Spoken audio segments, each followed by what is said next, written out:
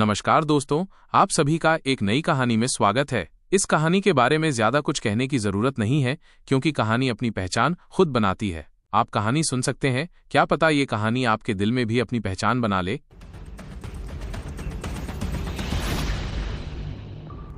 क्या आप चाहते हैं कि मैं आपको अपना शिष्य बना लूं? उसकी आंखों में चमक आ गई और मोटे बुजुर्ग ने अपनी हिप्पी निगाहें हटा लीं तथा उसे दबाव डालने वाली निगाहों में बदल दिया। आदर्श ने अपनी सांस रोककर उस मोटे बुजुर्ग की आंखों में देखा और धीरे से सिर हिलाते हुए कहा, आप मुझसे पूछ रहे हैं कि क्या मैं आपका शिष्य बनना चाहता हूं? यह व्यर्थ है क्योंकि यह फैसला मेरा नहीं है।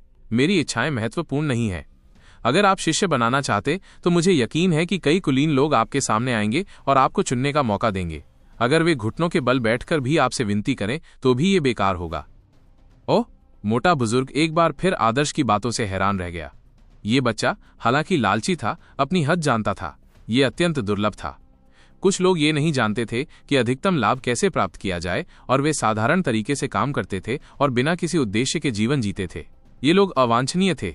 जहां तक दूसरों की बात है, वे अपनी हैसियत को समझे बिना ही लालची थे। अहंकारी होकर वे अंततः आत्मविनाश की ओर अग्रसर होते। इसे इस कहावत से वर्णित किया गया है, मनुष्य धन की खोज में मरता है और पक्षी भोजन की खोज में मरते हैं। ऐसे लोग और भी अवांछनीय थे। जहां तक इस 12 साल के बच्चे की बात है तो इतनी षड्यंत्रकारी बुद्धि, धारा के विपरीत चलने वाला, फिर भी अपनी जगह जानता और मर्यादा का बोध रखता, ऐसे गुण पाना वाकई आसान नहीं था। ये बच्चा बता सकता था कि वो उसे शिष्य के रूप में एक्सेप्ट नहीं करना चाहता था, इसलिए उसने जोर नहीं दिया। बच्चे, मैं तुम्हारी कद्र करता हूं। तुमने सही अनुमान लगाया। मैं तुम्हें शिष्य नहीं बना सकता। मुझे तुम्हारी पाककला में वाकई बहुत इंटरेस्ट है, लेकिन पाककला तो बस मुंह को सुकून देती है। लेकिन मेरे लिए किसी शिष्य को अपनाना बहुत बड़ी बात है। सच कहूं तो मैं इतने सालों से एक योग्य उत्तराधिकारी की तलाश में हूं, लेकिन तुम्हारे लिए तुम्हारी शारीरिक बनावट ठीक नहीं है, इसलिए तुम्हें योग्यता की कमी है। हालांकि मेरी बात कड़वी लग सकती है, लेकिन यह सच है। आदर्श पर इसका कोई असर नहीं हुआ और उसने शांति से कहा, मुझे पता है। अच्छी बात है कि तुम समझ गए। तुम अपनी उम्र के बच्चों से कहीं ज्यादा होशियार हो। तुम कोई शैक्षणिक परीक्षा देकर कोई छोटा मोटा अधिकारी बन सकते हो। जब ऐसा हो जाएगा तो तुम्हें खाने पीने की चिंता नहीं रहेगी। वैभव दिव्य साम्राज्य में असली सरकारी अधिकारी एक्सपर्ट थे। चूंकि वैभव दिव्य साम्राज्य सैन्य क्षेत्राधिकार के अधीन था, चाहे वो सेनापति हो या जिला मजिस्ट्रेट, वे सभी कम से कम युद्ध कलाकार तो थे ही। जो लोग युद्ध कला सीख सकते थे लेकिन नहीं सीख सकते थे, वे ज्यादा से ज्यादा सलाहकार या क्लर्क जैसे छोटे अधिकारी बन सकते थे। ये देखकर कि आदर्श स्पष्ट रूप से सुन नहीं रहा था, मोटे बुजुर्ग ने आगे कहा, जहां तक अभ्यास की बात है, मन महत्वहीन नहीं है, लेकिन कुंजी व्यक्ति की प्रतिभा है। इस दुनिया में जहां संसाधन अनमोल हैं, एक योद्धा के संसाधन विभिन्न खजानों और उजाड़ अस्थि अवशेषों में निहित हैं। एक बड़े आदिवासी कबीले में उजाड़ अस्थि अवशेष सीमित होते हैं और केवल सबसे अधिक प्रतिभाशाली लोगों को ही प्राथमिकता दी जाती है। जिन लोगों में प्रतिभा है, वे एक उजाड़ अस्थि अवशेष को ग्रहण करने से बहुत बेहतर हो जाएंगे, जबकि जिन लोगों में प्रतिभा नहीं है, उनके लिए वही उजाड़ अस्थि अवशेष उनकी शक्ति में केवल 10वें हिस्से जितना ही सुधार लाएगा। और जितना आगे बढ़ा जाए, अपनी शक्ति को बढ़ाना उतना ही कठिन होता जाता है। उस समय कोई भी परिवार इसे अफोर्ड नहीं कर पाएगा। मोटे बुजुर्ग की बातें सुनकर आदर्श को सब कुछ अच्छी तरह समझ आ गया। प्रिया से उसे साधना के बारे में कुछ जानकारी मिली थी, लेकिन इस बुजुर्ग की बात सुनने के बाद ही उसे सब कुछ स्पष्ट रूप से समझ में आया। सीमित संसाधनों वाली सिचुएशन में प्रतिभा वास्तव में महत्वपूर्ण थी। विक्रम की बैंगनी रक्त क्षेत्र में प्रवेश करने की महत्वाकांक्षा स्वाभाविक रूप से इसलिए थी क्योंकि उसके पास प्रतिभा थी। यदि उसमें प्रतिभा की कमी होती तो संपूर्ण लियान कबीले, हर पर्वत और उजाड़ हड्डियों के साथ भी विक्रम कभी भी बैंगनी रक्त क्षेत्र में एंटर करने में सक्षम नहीं होता। आदर्श उसकी परिस्थितियों से वाकिफ था। वो एक साधारण युवक था। वो एक नॉर्मल इंसान था और उसका किसी भी योद्धा परिवार से कोई नाता नहीं था, तो फिर उसमें युद्ध कला का अभ्यास करने की प्रतिभा कैसे आ सकती थी? लेकिन पिछले कुछ दिनों में बैंगनी क्रिस्टल का इस्तेमाल करके जड़ी बूटियों और वीरान हड्डियों की ऊर्जा को सोखने के उनके प्रयास को देखते हुए उनकी साधना की स्पीड वाकई तेज थी। ये सब स्पष्ट रूप से बैंगनी क्रिस्टल का ही कमाल था। उसके हृदय की गहराई में स्थित बैंगनी क्रिस्टल के कारण हर धड़कन उसके शरीर के हर अंग में ऊर्जा फैलाती थी, जिससे उसकी फिटनेस में सुधार होता था। ऊर्जा अवशोषण का ये तरीका उन अन्य योद्धाओं की तुलना में कहीं अधिक इफेक्टिव था जो ऊर्जा अवशोषण के लिए अपने पेट का उपयोग करते थे। इन बातों को समझने के बाद आदर्श के विचार स्पष्ट हो गए और उसने अपना सिर उठाकर मोटे बुजुर्ग की ओर देखते हुए कहा, मुझे आपके द्वारा शिष्य के रूप में एक्सेप्ट किए जाने की आवश्यकता नहीं है। चूंकि उसने पहले ही अपनी स्थिति बता दी थी, आदर्श जिद नहीं करना चाहता था। दरअसल अगर बूढ़ा व्यक्ति आदर्श को अपना शिष्य बनाना भी चाहता तो आदर्श को बहुत सोच समझकर सोचना पड़ता। आखिर उसके शरीर में एक बहुत बड़ा राज था। अगर उसने बैंगनी क्रिस्टल की उत्पत्ति की विशेषताओं के बारे में ध्यान से नहीं सोचा तो उसके गुरु को वो राज पता चल सकता था और उसके परिणाम अकल्पनीय होते। मुझे सर से एक चमत्कारी दवा चाहिए, चाहे वो भयंकर जानवरों का सार हो, वीरान जानवरों का मांस हो, जड़ी बूटियां हों या फिर वीरान हड्डियां। ये शब्द सुनकर मोटा बुजुर्ग हंसा। तुम्हें तो पता ही है कि 1 इंच से मील कैसे निकाला जाता है। तुमने ठीक ही सोचा था कि एक वीरान हड्डी के अवशेष के बदले में मेरे द्वारा दिया गया चिकन ले लोगे। उसकी अंगूठियों में रखे सभी अस्थि अवशेष उच्च गुणवत्ता के थे। उन्हें कुछ व्यंजनों के बदले में देना कोई मामूली बात नहीं थी। लगता है तुम मेरी बात सुनने को तैयार नहीं हो, उस बच्चे की ओर सिर हिलाते हुए जिसे सिखाया नहीं जा सकता। तुम अब भी मार्शल आर्ट के रास्ते पर चलना चाहते हो। टेम्पर्ड बॉडी की अवस्था तक पहुंचना आसान नहीं था, लेकिन तुमने कभी सही मार्शल आर्ट साधना नहीं की। क्या तुम कोई साधना तकनीक जानते भी हो? क्या तुम कोई युद्ध तकनीक जानते हो? क्या तुम्हारे पास कोई आत्मा साधना तकनीक है? बिना किसी गुरु या किसी नियमावली के क्या तुम स्वयं शिक्षण द्वारा पर्पल ब्लड लोक तक पहुंचने की योजना बना रहे हो? आलंकारिक प्रश्नों की बौछार के बाद आदर्श को सब कुछ याद आ गया। साधना तकनीक, युद्ध तकनीक, आत्मा साधना तकनीक। हालांकि बहुत सी बातें ऐसी थीं जो उसे समझ नहीं आई, लेकिन वे महत्वपूर्ण नहीं थीं। निस्संदेह उसे उन्हें खुद ही हासिल करना था। जहां तक उस बैंगनी रक्त क्षेत्र की बात है जिसके बारे में मोटे बुजुर्ग ने कहा था, बैंगनी रक्त क्षेत्र आदर्श का टारगेट नहीं था। आदर्श जानता था कि बैंगनी रक्त क्षेत्र से परे भी कई ऊंचे क्षेत्र हैं। चूंकि उसे रहस्यमय बैंगनी क्रिस्टल कार्ड प्राप्त हुआ था, तो वो कैसे बैंगनी रक्त योद्धा बन सकता था और क्लाउड वाइल्डरनेस के एक छोटे से कबीले में जीवन जी सकता था। बेशक वो अपने लक्ष्यों का उल्लेख नहीं कर पाया, अन्यथा लोग सोचते कि वो पागल हो गया था। आदर्श ने कहा, वास्तव में युद्ध तकनीकों और आत्मा साधना तकनीकों से मेरा कोई कांटेक्ट नहीं है, लेकिन जहां तक साधना तकनीकों की बात है, मैंने dragon rip tiger bone fist नामक एक टेक्निक का अभ्यास किया है। Dragon rip tiger bone fist. मोटे बुजुर्ग के चेहरे पर आश्चर्य की झलक दिखाई दी। क्या आप वाकई इन मुट्ठी तकनीकों को जानते हैं? इस dragon rip tiger bone fist को वैभव दिव्य साम्राज्य की सर्वोच्च साधना तकनीक माना जाता है। मुझे भी लगता है कि इन तकनीकों के कई फायदे हैं। यह एक क्लासिक है। अगर हाँ, तो क्या आपके किसी गुरु ने आपको यह सिखाया है? यद्यपि dragon rip tiger bone fist को वैभव दिव्य साम्राज्य द्वारा जनता के लिए खोल दिया गया था, लेकिन क्लाउड वाइल्डनेस में एक गरीब बच्चे के लिए इसे सीखना दुर्लभ था। मोटे बुजुर्ग को यह जानकर आश्चर्य हुआ कि आदर्श को dragon rip tiger bone fist के बारे में थोड़ा बहुत पता था। मेरा कोई गुरु नहीं है। मैंने इसे चुपके से सीखा था जब कबीले के लोग इसका अभ्यास कर रहे थे। गुप्त रूप से सीखा। मोटे बुजुर्ग ने सिर हिलाया। Dragon rip tiger bone fist नींव तो हो सकती है, लेकिन आसान नहीं। नींव के अभाव में यह बच्चा ठीक से सिखाने पर भी कुछ कैसे सीख सकता है, और छिपकर सीखना तो दूर की बात है।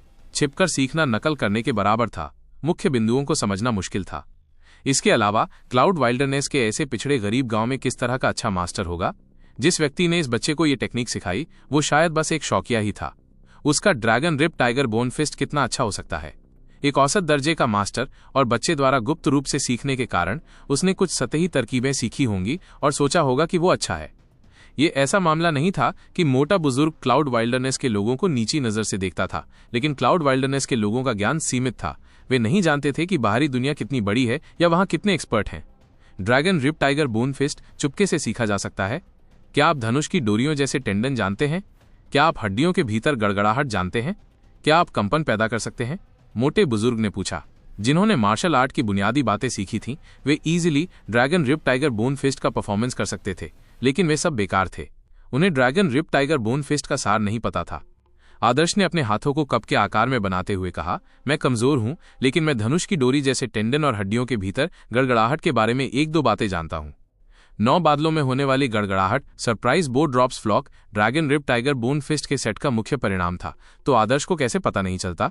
वो मेरिडियन क्षेत्र में पहुंचने से पहले ही अपने टेंडन में तड़क भड़क वाली आवाजें पैदा कर सकता था, जिससे जंगल के पक्षी डर जाते थे।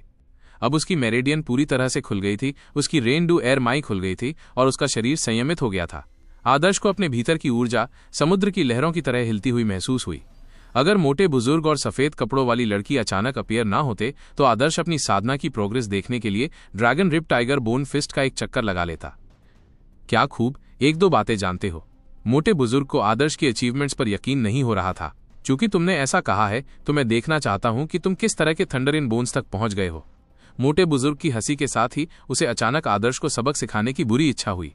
उसने अपना सिर घुमाया और ज्योति से कहा, ज्योति, वैभव दिव्य साम्राज्य की इस यात्रा के दौरान मैंने तुम्हें dragon rip tiger bone fist दिया था ताकि तुम उसे गौर से देख सको, है ना? इस साधना तकनीक के लिए मुझे लगता है कि तुमने लगभग आधे महीने तक इसका अभ्यास भी किया होगा। हालांकि तुमने इसमें ज्यादा मेहनत नहीं की, लेकिन कोई छोटी मोटी अचीवमेंट तो जरूर होगी। आप इस बच्चे के साथ अभ्यास क्यों नहीं करते और उसे कुछ सुझाव क्यों नहीं देते? ठीक है, तुम्हें भी अपना लेवल कम करना चाहिए। इसे मॉर्टल ब्लड के तीसरे लेवल तक कम कर दो, थंडरस करेगा। इस बच्चे को चोट मत पहुंचाओ।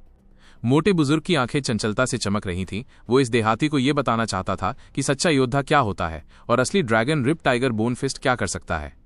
जब मोटा बुजुर्ग आदर्श से बात कर रहा था तो सफेद कपड़ों वाली ज्योति कुछ दूरी पर एक चट्टान पर बैठी थी। हालांकि उसने आदर्श और मोटे बुजुर्ग के बीच की पूरी बातचीत सुन ली थी।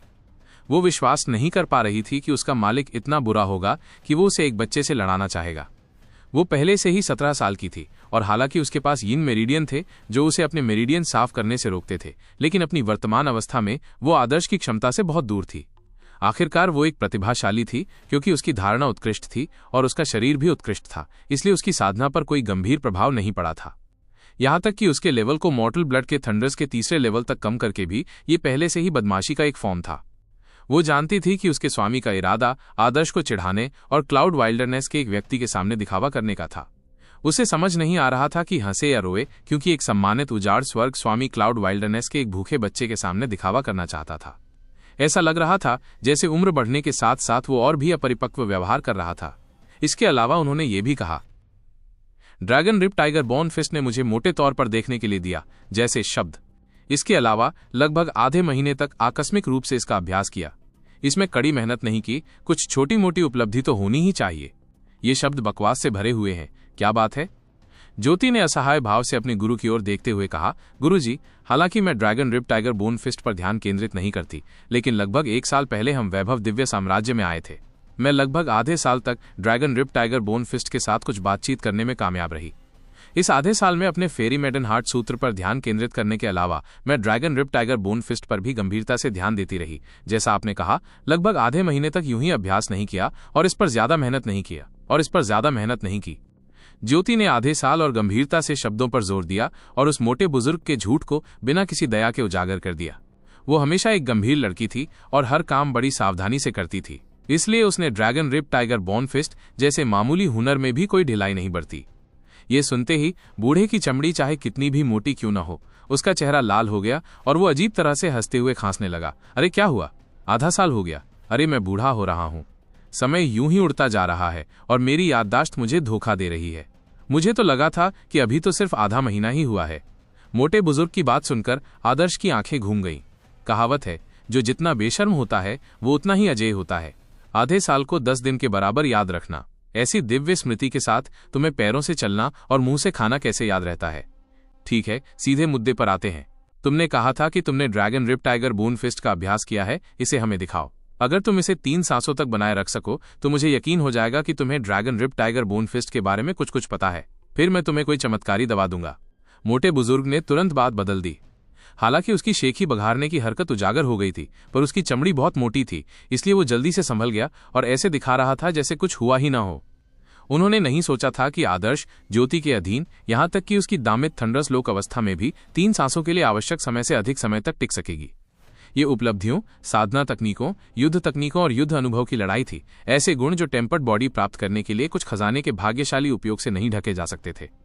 अच्छा, मुझ में प्रतिभा की कमी है और मुझे सिस्टर फेरी से सलाह लेनी होगी। मुझे उम्मीद है कि मुझे सिस्टर फेरी से कुछ सुझाव मिलेंगे। आदर्श ने गहरी सांस ली। किसी विशेषज्ञ के साथ ये उसका पहला मुकाबला था। वो तो बस एक शानदार भोजन के बाद अपने पाचन तंत्र को दुरुस्त करने की सोच रहा था। इसके अलावा वो जानता था कि उसका प्रतिद्वंद्वी बेहद ताकतवर है। आदर्श के लिए यह अकल्पनीय था कि ये जानते हुए भी कि उसका प्रतिद्वंद्वी अत्यंत शक्तिशाली है, उसका हृदय प्रत्याशा और उत्साह से भरा हुआ था। क्या वो योद्धा बनने के लिए पैदा हुआ था? चूंकि तुम चाहती हो तो ठीक है। ज्योति उस बड़ी चट्टान से नीचे उतरी। उसके कपड़े हवा में लहरा रहे थे। उसके पैर के अंगूठे तितली की तरह धीरे से जमीन पर टिके। उसने धूल का एक कण भी नहीं उड़ाया। मेरा नाम ज्योति है। ज्योति आदर्श की ओर बढ़ी और उसने अपना परिचय दिया। आदर्श ने अपना नाम कहा, जिससे मोटे बुजुर्ग द्वारा वो कौन कहने की घटना दोबारा नहीं घटी। आदर्श एक खुले स्थान पर चला गया और ज्योति से लगभग 10 गज की दूरी पर खड़ा होकर उसका सामना किया। हरे भरे पहाड़ों में जहां प्राचीन देवदार के वृक्षों की भरमार थी, हवा देवदार के वृक्षों की सरसराहट भरी परतों के बीच से बह रही थी। इन दोनों से कुछ ही दूरी पर अजीबोगरीब चट्टानों के ढेर थे और 1000 फुट ऊंचा झरना। जैसे ही चांदी जैसा पानी घाटी के नालों से नीचे की ओर बहता, विशाल चट्टानों से टकराकर हल्के झटके लगते। इस दुनिया में आने के बाद ये आदर्श की पहली लड़ाई थी, और जब से उन्होंने मार्शल आर्ट का अभ्यास शुरू किया था, ये उनकी पहली लड़ाई थी। उसकी प्रतिद्वंद्वी एक अलौकिक युवती थी। हालांकि वो कमजोर और कमजोर लग रही थी, उसे हरे भरे पहाड़ों के बीच खड़ा देखकर आदर्श के दिमाग में बस एक ही बात सूझी, अभी भी कुंवारी जैसी। ये लड़की चाहे अपने रूप की हो या अपने दिल की, बेहद शांत थी। लेकिन आदर्श की दया दिखाने की कोई योजना नहीं थी।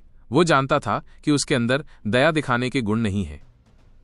ज्योति ने उसके हाथ पकड़े और अपनी स्कर्ट हवा में लहराते हुए वहीं खड़ी रही। उसने ठंडे स्वर में कहा, मैं अपनी शक्ति को नश्वर रक्त के तीसरे स्तर तक दबा दूंगी। पहले तुम। ज्योति बहुत विनम्र थी, लेकिन आदर्श ने अपने सूखे होंठ चाटते हुए कहा, महिलाएं पहले। बेहतर होगा कि आप पहले रहें।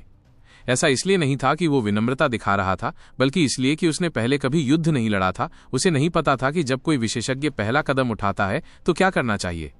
इसलिए वो खुद को कोई मूर्खतापूर्ण काम करने से रोक रहा था, वरना वो मोटा बुजुर्ग फिर से हंसने लगता। आदर्श ज्योति की चालें देखकर आत्मविश्वास बढ़ाने की योजना बना रहा था। ऐसा होने पर वो एक बिल्ली के मॉडल के साथ एक बाघ बना सकता था, जिससे वो इतना भयानक नहीं दिखता था। तो फिर मैं अपनी चाल चलूंगा, ध्यान रखना। ज्योति ने हिम्मत नहीं हारी और अचानक हिल गई। उसके शरीर से मानो एक सफेद रोशनी कौंध गई और आदर्श की छाती पर एक हथेली पड़ गई। वाह! ज्योति के शरीर से एक स्पष्ट ध्वनि निकली। ये ड्रैगन रिप टाइगर बोनफिस्ट से हड्डियों को प्रशिक्षित करने से उत्पन्न ध्वनि थी।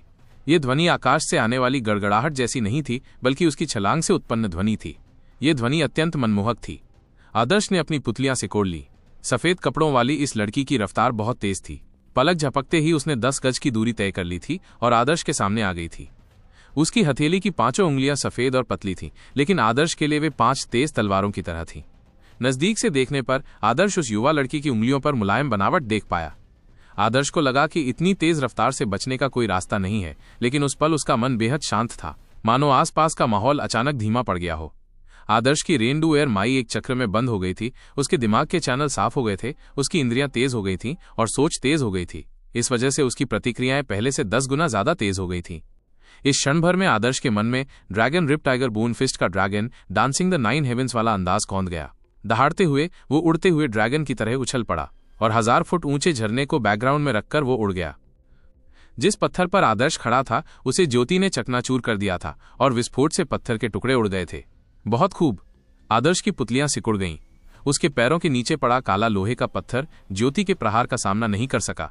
यह कल्पनीय था कि उसके कमजोर दिखने वाले हाथ इतनी आसानी से पत्थर को तोड़ सकते थे। आदर्श को ऊंचा कूदते देख मानो उसने अपने पंख फैलाकर उड़ान भरी हो। मोटा बुजुर्ग आश्चर्यचकित हो गया। इस बच्चे की प्रतिक्रिया अच्छी है। मुझे नहीं लगता था कि वो एक राउंड भी टिक पाएगा, लेकिन चूंकि वो पहले राउंड को चकमा दे चुका है, इसलिए दूसरे राउंड को चकमा देना उसके लिए मुश्किल है। हवा में होने के कारण उसके पास अगले हमले से बचने का कोई रास्ता नहीं है। और ये तो बस एक सांस लेने का समय था। अभी 2 सांसें और बाकी हैं। लगता है कि 3 सांसों में लगने वाले समय में इसे पूरा करना कोई प्रॉब्लम नहीं होगी। ऊपर आसमान में तेज हवा चल रही थी। आदर्श दूर से आ रहे झरने के पानी को अपने चेहरे पर ठंडक महसूस कर सकता था। क्या मैं सचमुच इतनी ऊंची छलांग लगा सकता हूं?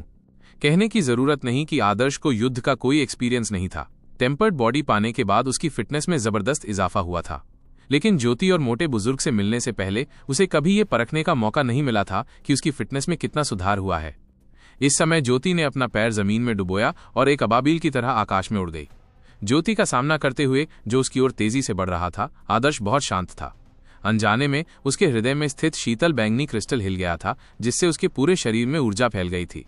आदर्श के नजरिए से सब कुछ धीमा हो गया था। बह रही हवा उसे अपने प्रतिद्वंद्वी के बारे में जानकारी दे रही थी। अपनी मुट्ठियां भींचते हुए आदर्श ने गुरुत्वाकर्षण की शक्ति उधार ली और नीचे की ओर बढ़ा। उस पल आदर्श के भीतर की जबरदस्त ताकत उमड़ पड़ी।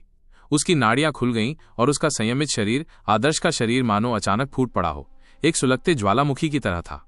ऊपर से आदेश देते हुए भयंकर बाघ पहाड़ से उतरता है। आदर्श ने ऐसी दहाड़ लगाई जो इंसानी नहीं लग रही थी। ये दहाड़ बाघ जैसी थी जिससे सभी जानवर डर गए। आदर्श अब और चकमा नहीं दे पाया। आखिर हवा में चकमा देने का कोई रास्ता नहीं था। उसने अचानक अपनी बाहें फैलाईं और बाघ के पंजे जैसा पोज बनाया और सीधा नीचे की ओर झुक गया, ज्योति की हथेलियों को छूते हुए। आदर्श, जिसने पहले ड्रैगन रिप टाइगर बोनफिस्ट के भयंकर बाघ पर्वत पर उतरता है का अभ्यास किया था, ने पहले इसे काले लौह पत्थर के खिलाफ इस्तेमाल किया था और ये चट्टान को चकनाचूर कर सकता था। लेकिन आज ये ज्योति के पतले हाथों को पकड़ने के लिए था। बेशक ज्योति के हाथ ज्यादा डरावने थे। उसके हाथ पत्थर को ऐसे चकनाचूर कर सकते थे मानो वे टोफू हों। आदर्श को नीचे भागते देख ज्योति भी बेहद हैरान हुआ। उसने सचमुच उसके सामने जाने की हिम्मत कैसे की? ये सच है कि नवजात बछड़े बाघों से नहीं डरते। अरे शिष्य, इसे अपंग मत बनाओ, मोटा बुजुर्ग चिल्लाया। दरअसल इसे अपंग बनाना ठीक है, लेकिन प्रॉब्लम यह है कि ये बच्चा हमें अपने हॉस्पिटल बिल चुकाने पर मजबूर कर देगा। मोटे बुजुर्ग की बातें दोनों के बीच की आवाजों में दब चुकी थीं। वे आकाश में एक दूसरे से टकरा चुके थे। बूम! एक जोरदार ताली बजी। जैसे ही शॉकवेव बाहर की ओर फैली, आदर्श को अपनी ओर एक बड़ी ताकत का उभार महसूस हुआ, जिससे उसके अंदर कांप उठा। जहां तक ज्योति का सवाल है, ऐसा लग रहा था जैसे वो शॉकवेव से उड़ गई हो और उसने तेजी से अपना शरीर घुमाया। जैसे ही वो वापस उड़ी, ज्योति को एक अजीब सा एहसास हुआ। जैसे ही उन्होंने अपनी हथेलियां एक दूसरे से सटाईं, उसने आदर्श की हथेलियों से एक गर्मी महसूस की जो उसके शरीर में फैल गई। ये गर्म प्रवाह अस्पष्ट था, लेकिन गायब होने से पहले ये चुपचाप उसकी टूटी हुई मेरिडियन में प्रवेश कर गया था। ज्योति ने जब इसे ध्यान से अनुभव किया तो उसे लगा कि उसकी मेरिडियंस में कुछ बदलाव आया है, लेकिन ऐसा लग भी नहीं रहा था। क्या हुआ? क्या ये कोई भ्रम था? इससे पहले कि वो ध्यान से सोच पाती, उसे एहसास हुआ कि आदर्श, जिसने उसके भारी प्रहार को झेला था, न केवल सुरक्षित था, बल्कि पीछे हटते समय उसने अपने शरीर को स्थिर भी कर लिया था। जब वो झरने की ओर उड़ रहा था तो उसका शरीर उल्टा था। आदर्श पानी में गिरते हुए कार्प की तरह था। वो झरने से टकराया और पानी के पर्दे के पीछे एक फिसलन भरे पत्थर पर पैर रख दिया।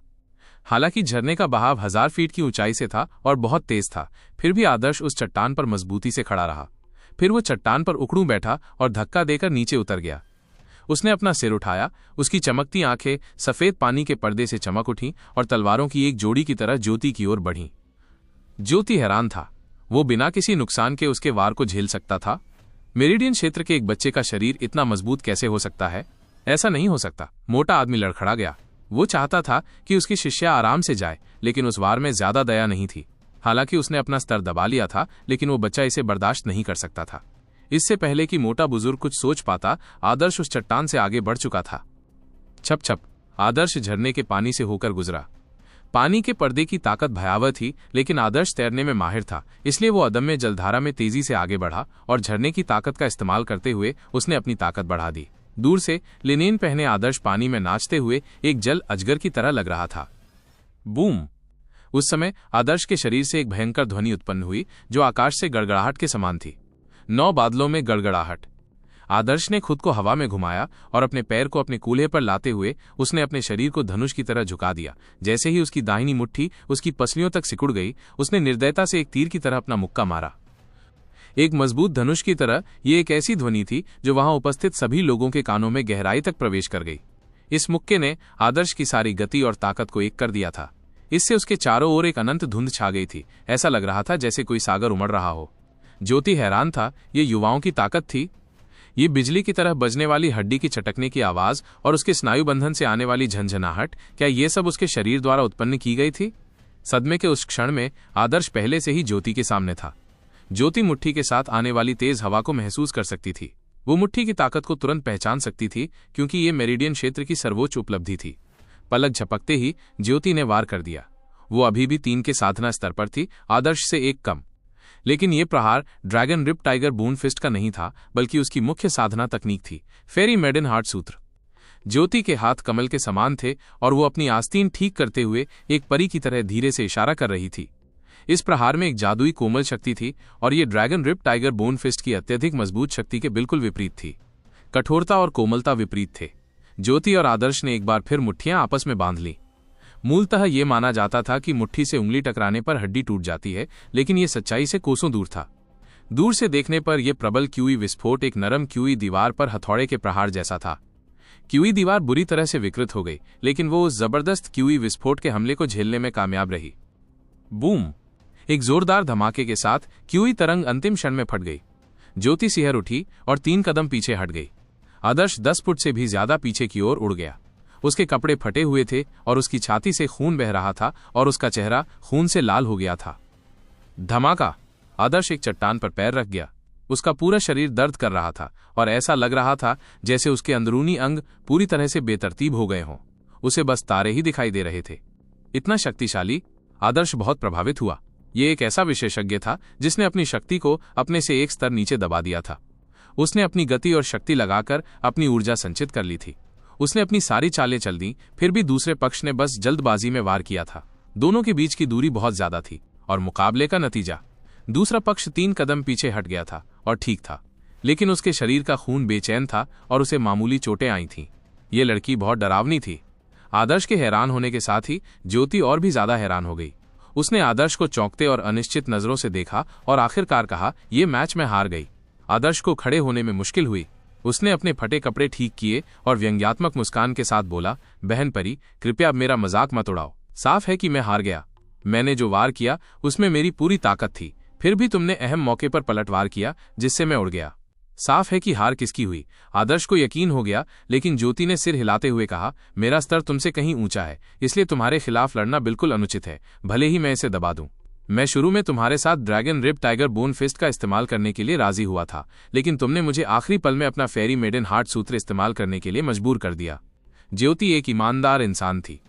Dragon rip tiger bone fist इस्तेमाल करने पर सहमति जताने के बाद उसने एक और हमला करके नियमों का उल्लंघन किया था, इसलिए स्वाभाविक रूप से उसकी हार हुई। उसने आदर्श को यह भी नहीं बताया कि युद्ध के दौरान उसने अपनी एकाग्रता क्यों खो दी थी। जब उसने पहली बार आदर्श के साथ मुट्ठियां एक दूसरे से मिली थीं, तो उसने अपने शरीर में एक अजीब सी ऊर्जा महसूस की थी और ये ऊर्जा उसकी टूटी हुई यिन मेरिडियन में भी पहुंच गई थी। हालांकि जब वे दूसरी बार एक दूसरे से मिली थीं, तो उसे ये महसूस नहीं हुआ था। ज्योति को भी यकीन नहीं था कि क्या ये महज एक भ्रम था। यदि पहली बार पार करने के बाद उसकी एकाग्रता भंग न हुई होती, तो उसे आदर्श द्वारा अपने परियुवती हृदय सूत्र का उपयोग करने के लिए मजबूर नहीं किया जाता। ज्योति की बातें सुनकर आदर्श हैरान रह गया। ये लड़की वाकई खास थी। उसके जैसी कोई भी विशेषज्ञ स्वर्ग की गौरवान्वित बेटी होगी और वो कभी भी किसी विशाल जंगल के बच्चे से हारना एक्सेप्ट नहीं करेगी। आखिरकार ऐसे अभिमानी लोगों के लिए ये स्वीकार करना मुश्किल था, लेकिन इस लड़की ने स्वीकार किया था कि वो हार गई है। हालांकि उसकी नजर में वो हारी नहीं थी। उसने अपना सिर घुमाया और मोटे बुजुर्ग की तरफ देखा। फिर भी उसने देखा कि मोटा बुजुर्ग एक भयानक भाव से उसकी दाढ़ी खींच रहा था। क्या देख रहे हो? मोटे बुजुर्ग ने आदर्श को देखते हुए देखा और गुस्से से लाल हो गया। वो हैरान था कि बादलों के जंगल का एक आम आदमी इतना शक्तिशाली कैसे हो सकता है। मेरिडियन क्षेत्र में इतनी शक्ति होने के कारण वो एक बड़े परिवार के कुलीन वर्ग के बीच भी कमजोर नहीं माना जाएगा। उसने स्पष्ट रूप से dragon rip tiger bone fist गुप्त रूप से सीख लिया था, फिर भी वो धनुष की डोरियों, वज्र जैसी हड्डियों जैसे टेंडन प्रदर्शित कर सकता था। ये व्यावहारिक रूप से dragon rip tiger bone fist के सार में महारत हासिल करने जैसा ही था, न कि एक या दो चीजों में। ये क्या बकवास है? मोटे बुजुर्ग ने तो पहले ही कह दिया था कि आदर्श 3 सांसों में ही हार जाएगा, लेकिन आखिर तक न सिर्फ समय बीत चुका था, बल्कि ज्योति ने भी हार मान ली थी। हम किसी भी तरह से नहीं हार रहे हैं, हम स्पष्ट रूप से जीत गए हैं, ठीक है। मोटा बुजुर्ग बहुत परेशान था। क्या उसका अंदाजा गलत था? इस बच्चे की शारीरिक बनावट तो औसत ही थी और उसने तपती काया की अवस्था तक पहुंचने के लिए कुछ खजानों का इस्तेमाल किया था। फिर वो साधना तकनीक का अभ्यास इतने स्तर तक कैसे कर सकता था? शायद उसकी धारणा बहुत अच्छी थी। साधना तकनीकों का अभ्यास करते समय व्यक्ति के संविधान के अलावा उसमें बोध क्षमता भी होनी चाहिए। बोधगम्यता का महत्व शारीरिक गठन के बाद दूसरे स्थान पर था। कमजोर बोध वाला व्यक्ति सब कुछ धीरे धीरे सीखता है, इसलिए भले ही उसका शारीरिक गठन अच्छा हो, वो कभी भी उच्चतर क्षेत्र तक नहीं पहुंच पाता, क्योंकि युद्ध जगत में ऐसी बहुत सी चीजें थीं जिन्हें केवल समझा जा सकता था, सिखाया नहीं जा सकता था, खासकर उन बाधाओं के लिए जिन्हें केवल स्वयं ही दूर किया जा सकता था। बोधगम्यता के मामले में आदर्श वाकई बुरा नहीं था। धरती पर आदर्श पढ़ाई में अच्छा था और कम उम्र में ही उसकी बुद्धि विकसित हो गई थी, इसलिए विशाल जंगल के गरीब बच्चों की तुलना उससे नहीं की जा सकती थी। इस अजीब दुनिया में सुरंग बनाने और आदर्श के 2 जीवन जीने से उसकी आत्मा और भी मजबूत हो गई, और उसके हृदय में बैंगनी क्रिस्टल के साथ वो शीतलता उसकी आत्मा को ऊर्जा प्रदान कर रही थी और आदर्श की आत्मा को निरंतर पोषण दे रही थी। जब उन्होंने dragon rip tiger bone fist की साधना की, तो उन्होंने अपनी कुछ अनूठी समझ को इसमें शामिल किया, जिससे परिपक्व परिस्थितियों के साथ आवश्यक सफलता की स्थिति पैदा हुई। बूढ़े आदमी का चेहरा आड़ू के बीज की तरह झुर्रियों वाला देखकर आदर्श खुद को हंसने से नहीं रोक सका, लेकिन उसने इसे अपने चेहरे पर व्यक्त करने की हिम्मत नहीं की, अन्यथा बूढ़ा आदमी फट सकता था। ये आपके लिए है। ज्योति ने अपने इंटरस्पेशल रिस्टबैंड से कुछ पकड़ा और आदर्श की ओर हरी रोशनी फेंकी। आदर्श ने उसे पकड़ लिया और उसे एहसास हुआ कि ये एक किताब है। हरे रंग की किताब का कवर सुनहरे रेशम से बना था। इसका कागज बहुत अच्छा था और ये अच्छी तरह से बना था, जिससे इसे छूने में बहुत अच्छा लग रहा था। पुस्तक के कवर पर 5 शब्द लिखे थे, dragon rip tiger bone fist. 5 शब्द बहुत ही शानदार ढंग से लिखे गए थे, जिससे ये प्रभावशाली लग रहा था। ये dragon rip tiger bone fist का मैनुअल था। आदर्श खुश था। वो चुपके से dragon rip tiger bone fist सीख रहा था, लेकिन जैसा कि मोटे बुजुर्ग ने कहा था, चुपके से तकनीक सीखने की प्रक्रिया में जरूर कोई न कोई खामी होगी। इसके अलावा योद्धा तैयारी शिविर के सदस्यों की धारणा कमजोर थी, इसलिए द्रोण ने dragon rip tiger bone fist के बारे में पूरी जानकारी नहीं दी थी और सिर्फ शुरुआती 9 चालें ही सिखाई थीं। बाकी चालों के बारे में आदर्श को कुछ भी नहीं पता था, इसलिए ज्योति द्वारा उन्हें ये मैनुअल देना समय पर उनकी मदद थी। आदर्श हरे आवरण वाली किताब को छूने से खुद को रोक नहीं पाया। उसने पाया कि किताब में एक हल्की सी खुशबू थी जो उसे बहुत मोहक बना रही थी। आदर्श ने उत्सुकता से मैनुअल पलटा और देखा कि उसमें अलग अलग मुद्राओं में लोगों की तस्वीरें थीं। बगल में मंत्र और नोट्स भी थे। नोट किसी और रंग से लिखे गए थे और फॉन्ट छोटा था। लिखावट बहुत सुंदर थी और उसमें एक रहस्यमयी गंध थी। शायद ये लड़की की लिखावट थी। ये नोट्स स्पष्टतः बाद में जोड़े गए थे तथा मैनुअल के स्वामी के थे। आदर्श हैरान रह गया, ये तो ज्योति की लिखावट होगी। ज्योति के प्रशिक्षण स्तर और मार्शल आर्ट की उनकी समझ को देखते हुए dragon rip tiger bone fist के लिए उनके नोट्स असाधारण होंगे। अगर वो इसे शुरू से अंत तक पढ़ पाते तो उन्हें बहुत प्रेरणा मिलती। ज्योति को यही अंतर्दृष्टि प्राप्त हुई थी और उनके अनुसार वो लगभग आधे साल से इस मैनुअल को गंभीरता से पढ़ रही थी। उसे ये मैनुअल हर समय अपने पास रखना पड़ता था। आदर्श को अचानक किताब की कीमत का एहसास हुआ। हालांकि dragon rip tiger bone fist को वैभव दिव्य साम्राज्य द्वारा सार्वजनिक कर दिया गया था, लेकिन किताब का कोई मूल्य नहीं था। लेकिन ज्योति के नोट्स के साथ अब उसकी कीमत नहीं रही। बहन परी, ये किताब बहुत कीमती है, मैं इसे नहीं ले सकती। ये नोट्स आपकी अपनी समझ से निकली अंतर्दृष्टियां हैं। कुछ नहीं, मुझे तो अपने सारे नोट्स पहले से ही याद हैं। मैंने ये dragon rip tiger bone fist शुरू से आखिर तक पढ़ लिया है। मेरे लिए तो ये बेकार होगा, इससे शायद तुम्हें कुछ प्रेरणा मिल जाए। ज्योति की जिद देखकर आदर्श ने किताब स्वीकार कर ली। उसे सचमुच इसकी जरूरत थी। ये न सिर्फ प्रेरणा देती बल्कि जीवन रक्षक भी होती। इस किताब के साथ वो dragon rip tiger bone fist के पूरे सेट में महारत हासिल कर सकता था। आदर्श को किताब लेते हुए अपराध बोध हो रहा था, तभी मोटे बुजुर्ग ने बेवक्त आवाज निकाली, बा, अगर चाहिए तो कह दो, नाटक करना बंद करो। आदर्श ये सुनकर रुआंसा हो गया। ये बूढ़ा सचमुच व्यंग्यात्मक बातें कर रहा था। ये बदला लेने का ही एक तरीका था। मोटे बुजुर्ग और उनके शिष्य ज्योति के चरित्र बिल्कुल विपरीत थे।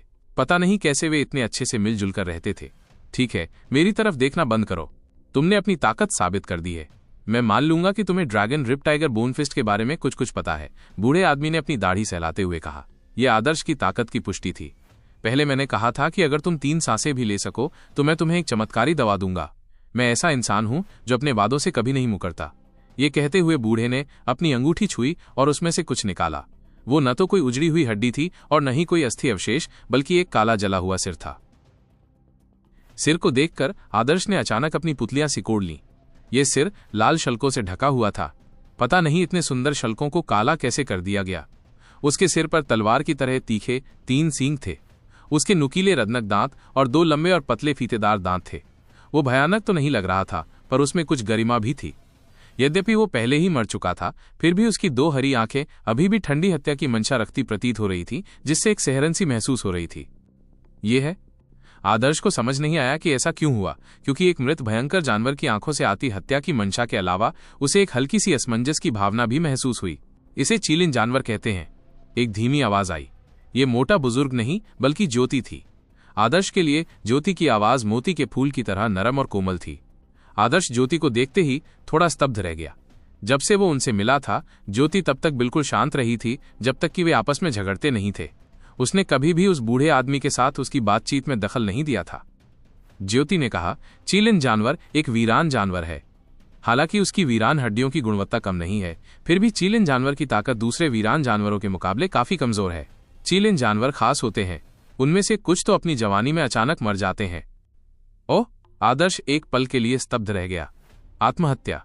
ज्योति ने आगे कहा, अफवाह है कि चीलिन जानवरों में अग्नि क्यूइलिन का खून होता है। अगर वे अपने शरीर के मेरिडियन को रोशन कर लें तो वे आग के बीच असली अग्नि क्यूइलिन में बदल सकते हैं। लेकिन वर्तमान चीलिन जानवरों की वंशावली अज्ञात संख्या में पीढ़ियों से चली आ रही है। अगर वे वास्तव में प्राचीन अग्नि चीलिन के वंश के भी होते तो भी वे अत्यंत दुर्लभ होते। इसलिए अधिकांश सामान्य चीलिन जानवर कुछ 100 वर्षों तक सामान्य जीवन जीते, उसके बाद वृद्धावस्था में मर जाते। हालांकि कुछ चीलिन जानवर ऐसे विचार साझा नहीं करते।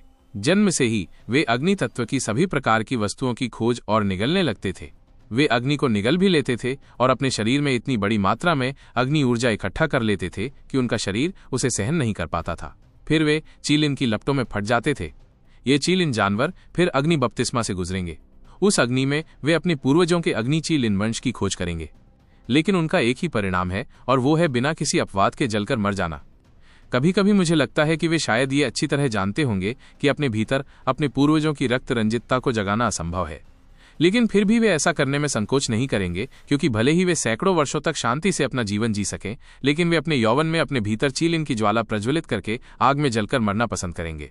ज्योति की आवाज धीमी पड़ गई। चीलिन जानवर एक वीरान जानवर था जिसे वो बहुत लंबे समय से जानती थी। वो खुद को चीलिन दानव जैसी महसूस कर रही थी। यिन मेरिडियन के साथ पैदा होने के कारण वो अपने श्राप को तोड़ नहीं पा रही थी। अपनी टूटी हुई मेरिडियन को जोड़ने के लिए उसे चीलिन दानवों जैसा बनना पड़ा, जो अपनी प्राचीन अग्नि क्यूइलिन वंश परंपरा को जगाना चाहते थे। ये स्वर्ग में चढ़ने के समान ही कठिन था तथा स्वयं पर विनाश लाने के समान था। क्या उसे एक सामान्य चीलिन जानवर का जीवन चुनना था और मरने से पहले सैकड़ों वर्षों तक एक साधारण जीवन जीना था, या फिर चीलिन जानवरों के बीच बहादुर बनना था, अपने जीवन का बलिदान करने की चिंता किए बिना अपने भाग्य की सीमाओं को तोड़ने का प्रयास करना था? दरअसल ज्योति ने पहले ही अपने दिल में ये मन बना लिया था। ज्योति की बातें सुनकर आदर्श चुप हो गया। आग की लपटों की तलाश और सबसे गर्म अग्नि तत्व की वस्तुओं को चुनने के लिए जन्मे। उन्हें तब तक भोजन के रूप में इस्तेमाल करते रहे जब तक कि उनके शरीर जल न जाएं और अंततः आग की लपटों में जलकर मर न जाएं। भले ही उन्हें पता था कि उनके पास अग्नि क्यूलिन में बदलने का कोई मौका नहीं है, फिर भी वे अपने जीवन की कीमत पर इस चमकदार सपने का पीछा करने के लिए तैयार थे, क्योंकि वे कमजोरों के बीच रहने को तैयार नहीं थे। इसे संक्षेप में इस वाक्यांश में कहा जा सकता है, साधारण बने रहने को तैयार नहीं। हाँ, साधारण बने रहने को तैयार नहीं। आदर्श भी साधारण बने रहने को तैयार नहीं था, लेकिन उसे नहीं पता था कि उसके सामने खड़ा सौम्य और कमजोर ज्योति भी कुछ ऐसा ही सोचता था। सर, क्या आप युवा पीढ़ी को प्रोत्साहित करने के लिए चीलिन जानवर का उपयोग कर रहे हैं, या आप युवा पीढ़ी को सलाह दे रहे हैं कि वे अपनी उंगलियां जलाने की हद तक अति आत्मविश्वासी न बने? आदर्श ने अचानक पूछा। मोटे बुजुर्ग ने जवाब में घुरघुराते हुए कहा, तुम बहुत ज्यादा सोचते हो। तुम्हारी बनावट देखकर तुम्हें प्रोत्साहित करने का क्या मतलब है? मैं तो बस इतना कह सकता हूं कि अति आत्मविश्वासी मत बनो। इस दुनिया में बहुत से लोग युद्ध कला का अभ्यास करते हैं, बहुतों ने खुद पर विनाश ला दिया है। ज्यादा संसाधन जुटाने के लिए वे खुद को जाने बिना ही जंगल में निकल पड़े और जंगली जानवरों के पेट में समा गए। हालांकि मोटे बुजुर्ग की जबान बहुत गंदी थी, लेकिन उसकी बातों में सच्ची सलाह छिपी थी। आदर्श ने विनम्रता से कहा, मैं शिक्षित हो गया हूं। अच्छा। आदर्श का रवैया देखकर मोटे बुजुर्ग को बहुत संतोष हुआ। ज्योति ने जो किताब तुम्हारे लिए छोड़ी है वो तुम्हारे लिए बहुत अच्छी है, इसे अच्छे से पढ़ो। हालांकि मुझे लगता है कि तुम्हारी शारीरिक बनावट ठीक नहीं है, फिर भी तुम्हारी समझ ठीक है। जहां तक तुम्हारी dragon rip tiger bone fist की बात है तो वो ठीक ठाक है। ज्योति की किताब पढ़ो, तुम्हारी ताकत बढ़ जाएगी। मोटे बुजुर्ग के शब्द जानबूझकर आदर्श के प्रति अपमानजनक थे, लेकिन आदर्श समझ गया कि वे प्रोत्साहन के शब्द थे, इसलिए उसने विनम्रतापूर्वक सलाह स्वीकार कर ली। है, कितना अफसोस की बात है। मोटे बुजुर्ग ने सिर हिलाया और बात बदल दी। अरे बच्चे, शायद तुम्हें पता न हो, लेकिन अगर तुम इस किताब को किसी पुराने कबीले में बेचो और कहो कि इसमें ज्योति के लिखे नोट्स हैं, तो मुझे नहीं पता कि कितने युवा गुरु इसके लिए ऊंची बोली लगाने को तैयार होंगे। इन युवा गुरुओं के लिए ज्योति मालिक। ज्योति ने झुंझलाकर मोटे बुजुर्ग को बीच में ही टोक दिया। किसी खास वजह से वो सचमुच एक प्राचीन कुल के बड़े परिवारों के कई बेटों की चाहत थी। अगर उसके गुरु ने उसे शिष्य न बनाया होता तो उसकी सगाई पहले ही हो चुकी होती। आखिरकार, हालांकि ज्योति में उत्कृष्ट प्रतिभा थी, उसकी यिन मेरिडियन के कारण उसकी शक्ति सीमित थी, इसलिए उसका जीवनकाल केवल कुछ 100 साल ही था। एक बड़ा पारिवारिक कुल बहुत उपयोगितावादी होता है। सब कुछ परिवार के हित के लिए किया जाता है। जाहिर है, उसकी सगाई करने से दूसरे परिवार का समर्थन मिल जाता, जिससे कुल के हितों को और बल मिलता। छोड़ो छोड़ो, मोटे बुजुर्ग ने हाथ हिलाया। उसने विषय बदला और कहा, अरे बच्चे, इस चीलिन जानवर का सिर तुम्हारा है। चीलिन जानवर थोड़े खास होते हैं। इसके मरने के बाद इसके शरीर में मौजूद युआन क्यूई धीरे धीरे बाहर निकलेगा। ये 10 साल तक ऐसा कर सकता है। इसलिए अगर तुम इस सिर को ठीक से छिपा दो तो भी तुम इसे परिष्कृत किए बिना इसकी युआन क्यूई को अवशोषित कर सकते हो। ये तुम पर निर्भर करेगा कि तुम कितना अवशोषित कर पाओगे। मोटे बुजुर्ग के नजरिए से आदर्श उन वीरान हड्डियों को निखारने में सक्षम नहीं था। आदर्श की नींव के साथ यह असंभव था कि वो चीलिन जानवर का सिर पचा पाता। ऊर्जा को बाहर निकलने देना और उसे धीरे धीरे अवशोषित करना ही सबसे अच्छा तरीका था। बेशक यह तरीका बहुत धीमा था। बड़े बड़े कुलों के बेटे 10 साल कैसे इंतजार कर सकते थे? बच्चे, हालांकि मैं तुम्हें पहले ही बता चुका हूं, मुझे लगता है कि तुम अब भी अनुभव प्राप्त करने के लिए विशाल जंगल में जाना चाहोगे। कोई बात नहीं, मैं तुम्हारे लिए एक सुरक्षा मंत्र लिखूंगा। जब तुम क्यूई गैदरर के शिखर पर पहुंचोगे तो यह सुरक्षा मंत्र सक्रिय हो जाएगा। ये एक बार तुम्हारे जीवन की रक्षा कर सकता है। अगर किसी दिन हमारी फिर से मुलाकात हो जाए और तुमने उस सुरक्षा मंत्र का इस्तेमाल ना किया हो तो तुम इसे मुझे उपहार के रूप में दे सकते हो। अरे, तुम मुझे ऐसे क्यों देख रहे हो? मोटे बुजुर्ग ने पूछा जब उसने आदर्श की आंखों में शक देखा। आदर्श को उम्मीद नहीं थी कि बूढ़ा आदमी उसे कोई फायदा देने की पेशकश कर रहा है। सूरज जरूर पश्चिम से उग रहा होगा, लेकिन अगर उसने कुछ देने की पेशकश की तो क्या वो विश्वसनीय था? आदर्श अभी इस बारे में सोच ही रहा था कि उसने देखा कि मोटे बुजुर्ग ने पीले कागज का एक फटा हुआ टुकड़ा निकाला। ये पीला कागज 80 के दशक में चीन में इस्तेमाल होने वाले कागज जैसा था, जिसे गांव वाले टॉयलेट पेपर के तौर पर इस्तेमाल करते थे। लेकिन यह ताबीज उस टॉयलेट पेपर से भी ज्यादा फटा हुआ था। ताबीज के कागज की गुणवत्ता ज्योति द्वारा दिए गए dragon rip tiger bone fist manual के कागज से बिल्कुल अलग थी। आदर्श की प्रश्नवाचक निगाहों के सामने मोटे बुजुर्ग ने अपनी मोटी उंगली मुंह में डाली और उसे चाटने लगा। उसने अपनी उंगली को कलम की तरह इस्तेमाल किया और अपनी लार से ताबीज पर चित्र बनाने लगा। ये हो चुका है। मोटे बुजुर्ग ने ताबीज का कागज आदर्श को देते हुए कहा, इसे संभाल कर रखना, मेरा ताबीज बहुत कीमती है। तुम भाग्यशाली हो। तुम मुझे ऐसा भाव क्यों दे रहे हो? तुम्हें कृतज्ञता के आंसू बहाने की जरूरत नहीं है। आदर्श ने बिना कुछ कहे उस ताबीज को स्वीकार कर लिया। उस पर लगी लार बिखरी हुई थी और ऐसा लग रहा था कि लार जल्द ही सूख जाएगी। आदर्श ने कब्ज से भरी नजर से देखा। हालांकि उसे बूढ़े की ताकत पर शक नहीं था, फिर भी उसे डर था कि बूढ़ा उसके साथ मजाक कर रहा है। आखिरकार इस ताबीज का मकसद उसकी जान बचाना था। यदि उस समय उसकी जान जाने वाली होती, जैसे कि किसी बेसहारा जानवर द्वारा घेर लिए जाने पर, तो वो उस ताबीज को निकाल लेता। लेकिन यदि उससे कोई भी काम नहीं होता। वो दृश्य बहुत ही शानदार था। आदर्श इसके बारे में और सोच भी नहीं सकता था। उम्मीद की जा सकती थी कि बुद्धिमान और वीरान जानवरों ने सोचा होगा कि आदर्श टॉयलेट पेपर का एक टुकड़ा छोड़कर विचारशीलता दिखा रहा है। आदर्श को पचाने के बाद जब उन्हें शौच जाना होता तो वे इस कागज के टुकड़े से अपनी पहुंच सकते थे। ठीक है, जो भी देना था दे दिया गया है। जल्दी से मेरे लिए बर्तन बनाओ। मोटे बुजुर्ग ने अपनी अंगूठी से ढेर सारे बर्तन निकाले और शोर मचाते हुए उनके सामने रख दिए। ये सुनकर आदर्श भावुक होकर आहें भरने लगा। ऊंचे कद का आदमी कुछ भी कर सकता है और उसके पास इतना सामान रखने की जगह भी होती है। यहां तक कि यात्रा पर भी वो अपने साथ 7-8 बर्तन ले आता था। उसे नमकीन चिकन बनाने की कोई जल्दी नहीं थी, इसलिए उसने अपनी मुट्ठियां भींच लीं और पूछा, क्या मैं इस सम्माननीय बुजुर्ग का नाम जान सकता हूं? उसे जानने और उससे बहुत सारी दयालुता प्राप्त करने के बाद भी आदर्श अभी भी उस बूढ़े व्यक्ति का नाम नहीं जानता था। हे, मेरा नाम? बूढ़ा आदमी रुका और कुछ याद करने लगा। काफी समय हो गया है किसी ने मुझे फोन किया। चूंकि तुम जानना चाहते हो तो मैं तुम्हें एक डाक टिकट देता हूं। जैसे ही बूढ़े व्यक्ति ने यह कहा, उसने अचानक अपनी अंगूठी से एक सील जैसी वस्तु निकाली और टॉयलेट पेपर के उस टुकड़े पर मुहर लगा दी। थोड़ी देर में हल्की रोशनी निकली, जिससे कागज के टुकड़े पर लाल रंग की छाप बन गई। टिकट पर शब्द लिखे थे, दुर्जय। दुर्जय? आदर्श का दिमाग घूम गया। ये नाम वाकई खास है। दुर्जय विपत्ति या संकट का संकेत देता है। माता पिता अपने बच्चे का नाम रखने के लिए आमतौर पर कोई भाग्यशाली नाम चुनते हैं और शायद ही कभी दुर्जय नाम चुनते हैं। आज की इस नेकी के लिए ये जूनियर इसे याद रखेगा, आदर्श ने ईमानदारी से कहा, क्योंकि वो जानता था कि हालांकि बूढ़ा दुर्जय मुंह से घिनौना, लालची और कंजूस था, फिर भी उसने उसकी मदद की थी। और उसने उसकी मदद सिर्फ नमकीन चिकन के कुछ राउंड के लिए तो नहीं की थी। आदर्श बूढ़े दुर्जय से अलग हो गया। अलग होने से पहले आदर्श ने बूढ़े दुर्जय के लिए नमक में पके हुए चिकन की रेसिपी और शराब से बनने वाले कुछ व्यंजन लिखे। दुनिया में अच्छे रसोइये थे जो रेसिपी का पालन करके बूढ़े दुर्जय के लिए एक स्वादिष्ट व्यंजन बना सकते थे। आदर्श के लिए यही एकमात्र तरीका था जिससे वो इस उपकार का बदला चुका सकता था। और जाने से पहले बूढ़े दुर्जय ने आदर्श को कुछ सामग्री दी। आखिरकार जंगल में जिंदगी बहुत कठिन थी और ऐसा ही हुआ। जैसे जैसे सूरज धीरे धीरे डूब रहा था, बूढ़े दुर्जय और ज्योति अपनी प्रशिक्षण यात्रा पर आगे बढ़ रहे थे। जब उन्होंने अपना सिर घुमाया तो आदर्श पहाड़ों में गायब हो चुका था। बस आसमान में जलते हुए बादल ही बचे थे। गुरुजी, क्या आप उनके बारे में बहुत अच्छा सोचते हैं? ज्योति ने पूछा। आदर्श के नमकीन चिकन खाने के बाद उसने आदर्श के साथ थोड़ी देर तक अभ्यास किया था, लेकिन उसके सूखे हुए मेरिडियंस में जो अजीब सा एहसास हुआ था वो फिर कभी नहीं हुआ, जिससे वो निराश हो गई। संभवतः ये महज एक भ्रम था। बूढ़े आदमी दुर्जय ने अपना सिर हिलाया। मैं उसके बारे में बहुत अच्छा नहीं सोचता, मैं बस उसकी सराहना करता हूँ। उसकी सूझबूझ देखकर मैं दंग रह गया और उसकी किस्मत भी अच्छी थी, लेकिन मुझे उसकी कमजोर शारीरिक बनावट की कमजोरी को ठीक करने का कोई उपाय नहीं सूझ रहा। अगर उसे उच्चतर स्तर तक साधना करनी है तो उसे भारी मात्रा में संसाधनों की जरूरत होगी। ये बहुत मुश्किल होगा। इस दुनिया में योद्धा बनने की चाहत रखने वाले बहुत थे, नदियों के रेत के कणों जितने, लेकिन उनमें से कितने सफल हुए? शायद इस दुनिया में कोई चमत्कार होगा। ज्योति ने मन ही मन बुदबुदाया। ऐसा लग रहा था जैसे वो आदर्श की बात कर रही थी, लेकिन साथ ही खुद की भी। बूढ़ा आदमी दुर्जय ये सुनकर दंग रह गया, लेकिन चुप रहा। हाँ, एक चमत्कार। वो एक उजाड़ स्वर्ग गुरु थे और शिष्यों को लेने के मामले में बेहद सख्त थे।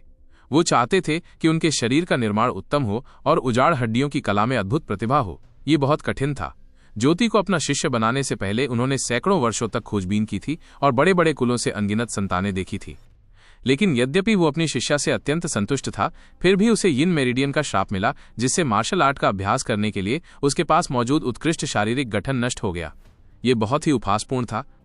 चलो चलते हैं, हो सकता है हम उससे फिर कभी न मिलें। हम वैभव दिव्य साम्राज्य में ज्यादा दिन नहीं रुकेंगे। जब हम वैभव दिव्य साम्राज्य छोड़ेंगे तब तक शायद ये बच्चा क्लाउड वाइल्डरनेस से बाहर भी नहीं निकल पाया होगा। अगर वो क्लाउड वाइल्डरनेस से बाहर निकल भी गया तो भी उसके लिए जिंदगी भर वैभव दिव्य साम्राज्य से बाहर निकलना मुश्किल होगा। वैभव दिव्य साम्राज्य बहुत बड़ा है। बूढ़े दुर्जय को बहुत अफसोस हुआ। उस बच्चे की ख्वाहिशें तो बहुत बड़ी थी, लेकिन उसका जन्म गलत जगह हुआ था और मार्शल आर्ट सीखने लायक शारीरिक बनावट भी नहीं थी। ये बहुत निराशाजनक था। फिर कभी नहीं मिलेंगे। ज्योति मदहोशी में चली गई जब उसे याद आया कि जब वो पहली बार आदर्श से मिली थी तो उसे कैसा अजीब सा एहसास हुआ था। उसकी सूख चुकी मेरिडियंस मानो सक्रिय हो गई हों। हालांकि आगे की घटनाओं ने साबित कर दिया कि 99% संभावना थी कि यह सिर्फ एक भ्रम था, लेकिन ज्योति जरा भी उम्मीद छोड़ने को तैयार नहीं थी। शायद उसके गुरु कोई स्पष्टीकरण दे सके। मास्टर, मुझे आपसे कुछ कहना है, ज्योति ने अचानक कहा। ओह, क्या बात है? बूढ़े दुर्जय ने गंभीर भाव से कहा और अपने कदम धीमे कर लिए। ज्योति ने अपनी भावनाओं का विस्तार से वर्णन किया। उसकी बातें सुनकर वृद्ध दुर्जय आश्चर्यचकित रह गए। क्या सूखे हुए मेरिडियन सक्रिय हो गए थे? इसका क्या कारण हो सकता है? वो गहरी सोच में डूब गया और अपनी दाढ़ी को सहलाने से खुद को नहीं रोक सका। बूढ़े दुर्जय ने पिछले कुछ सालों से यिन मेरिडियन पर शोध करके इसका इलाज ढूंढा था, लेकिन वे बार बार असफल रहे। लेकिन उनके शोध के कारण यिन मेरिडियन के बारे में बूढ़े दुर्जय की समझ की बराबरी शायद ही कोई कर पाया। यिन मेरिडियन समाप्त हो चुके मेरिडियन थे और किसी भी ऊर्जा को धारण करने में असमर्थ थे, जैसे एक सूखा कुआं पानी उत्पन्न नहीं कर सकता। लेकिन ज्योति ने अभी जो कहा था उसके अनुसार आदर्श के साथ युद्ध करते समय उसके मेरिडियन में एक हल्का ऊर्जा प्रवाह था। भले ही ये ज्योति का भ्रम था, बूढ़े आदमी दुर्जय ने इसे गंभीरता से लिया। चलो पहले ताओ जनजाति के कबीले में चलते हैं। मैंने स्वर्ण रक्षक के विभागाध्यक्ष से पहले ही मुलाकात का समय तय कर लिया है और उसे बैंगनी बादलों के जन्म के बारे में जानकारी इकट्ठा करने को कहा है। जानकारी मिलने के बाद हम इस पर विस्तार से चर्चा कर सकते हैं। बूढ़े आदमी दुर्जय के बादलों के जंगल में आने का मुख्य कारण बैंगनी बादलों का जन्म था। वो जानना चाहता था कि क्या बादलों के जंगल में कोई खजाना उग आया है और क्या वो ज्योति की समाप्त हो चुकी मध्याह्न रेखाओं को जोड़कर भाग्य को चुनौती देने के लिए इसका इस्तेमाल कर सकता है। आदर्श के लिए ये ज्योति का भ्रम हो सकता था। बूढ़े दुर्जय को इसकी कोई उम्मीद नहीं थी, लेकिन वो कोई भी मौका नहीं छोड़ना चाहते थे, इसलिए उन्होंने मामले की जांच करने की योजना बनाई।